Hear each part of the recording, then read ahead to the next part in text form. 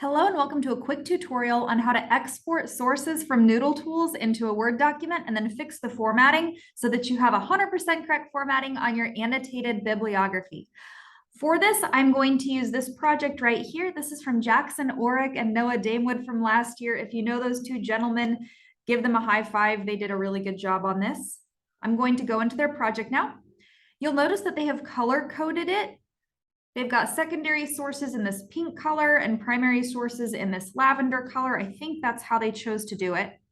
You'll notice also that they have tagged each source as S for secondary and then P for primary. Tagging your sources like that really helps when it's time to export your A-BIB and fix the formatting. So once you're ready to put your A-BIB together, you'll come right up here to this icon where it says export/print. You're going to click that, then print/export to Word. First, you'll select primary and submit. This will export all of the sources that are tagged primary to a Word document. When it exports them in alphabetical order, and the citation and everything is going to be correct. The margins are going to be correct. You'll just have to fix a tiny bit of the formatting. Then you're going to repeat that process and print export to Word. Select secondary and click submit. You'll notice these two things have downloaded right down here. So I'm going to click on that second one that downloaded, open it up. I'm going to click through all of the annoying dialog boxes that pop up. There we go. There they are. I knew they were coming. I'm going to do Control A to select all and then Control X to cut. Knowing keyboard shortcuts makes your life a little bit easier. I would recommend knowing them. I'm going to come back here and open up that first one that we downloaded with the primary sources. Click through the super helpful, not annoying at all dialog boxes. Scroll down to the end.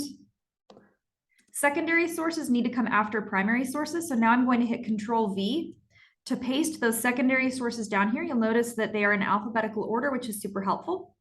Now it's time to fix the heading and the formatting. So this second section down here is the secondary sources. I'm going to type that, I'm going to bold it, and then I'm going to justify it on the left. Up here at the top now, I'm going to say primary sources, highlight and bold it, justify it left. And we need to give this thing an overall title, center that, keep it bolded, annotated bibliography. There we go. Now, to fix the spacing, we're going to highlight everything and we are going to double space it. You will need to go through and delete the extra double space that is between entries.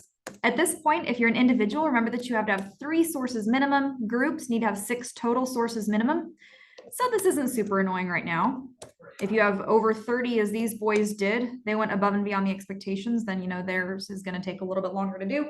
But this right here is going to be exactly the right formatting that you need. The citation is going to be accurate. Remember that the annotation is 2 to 3 sentences. That first describes what is in the source and second tells how it is useful for your project.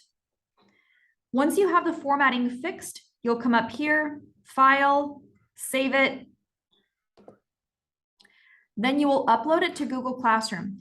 If you are working in a group, you only need to submit one. Make sure that everybody's name is on it though. And I think that's going to conclude our quick little tutorial here. If you have any questions at all, please let me know. Thank you so much.